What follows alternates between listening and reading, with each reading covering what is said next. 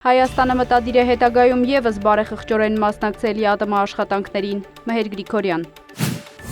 ԵԱՏՄ շրջանակում համագործակցության կարևորությունը երրորդ երկրների հետ առևտրատնտեսական կապերի դիվերսիֆիկացումը, Մհեր Գրիգորյան։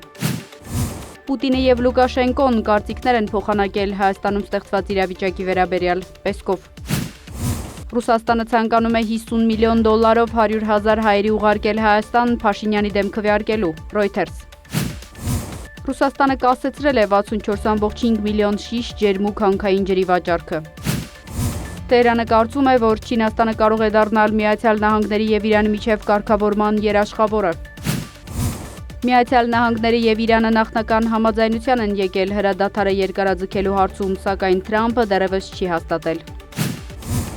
Միացյալ Նահանգները և Իրանը քննարկում են Իրանի տնտեսությունում ներդրումների համար հիմնադրամ ստեղծելու հարցը, The New York Times։